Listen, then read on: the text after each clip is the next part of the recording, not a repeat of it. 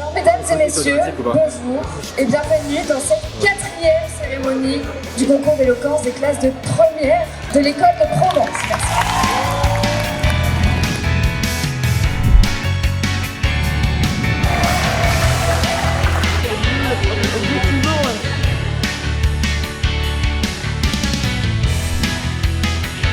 Remarque, prêt, partez! Ouais! Même point de départ, même distance à parcourir. Mais est-ce que vous croyez réellement qu'on a les mêmes chances d'y arriver? Je suis l'esclave arrivant d'Afrique. Pensez-vous que je me suis sentie libre quand on m'a donné un coup? Coup dans le visage, coup dans les côtes, ou bien coup pour me posséder? Quelqu'un ici encourt un grave danger.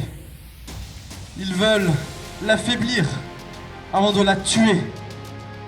C'est la liberté d'expression. Tout ceci n'est qu'une question de temps. Ce temps qui permettra à l'espèce humaine de survivre. Ce temps qui lui permettra de découvrir de nouveaux horizons.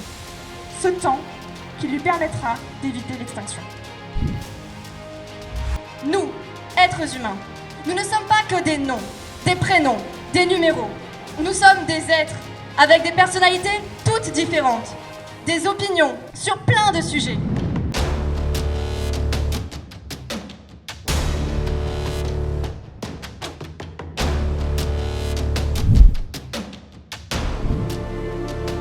Prenons un enfant d'une classe populaire des années 1700. Pour lui, il n'y a aucun rêve possible, presque aucune chance de s'élever. De nos jours, un enfant des quartiers défavorisés a toujours des difficultés, mais il a bien plus de chances qu'avant de réussir sa vie et d'être reconnu à sa juste valeur. Enlever toute croyance sans preuve, c'est enlever toute rêverie. Enlever toute rêverie, c'est enlever l'espoir.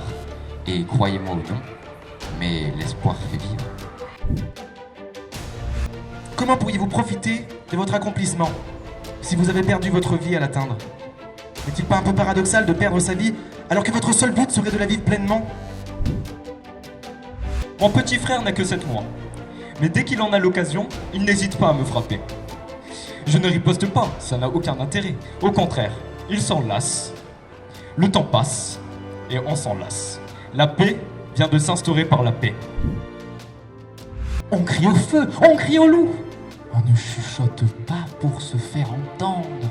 L'enfant qui sort du ventre de sa mère pousse un grand cri quand ses petits poumons se remplissent d'air.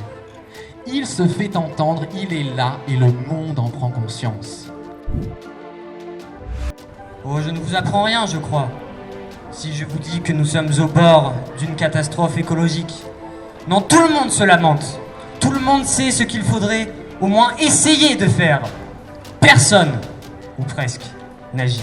Et les rares qui s'y risquent se font traiter par la masse d'idéalistes irréalistes.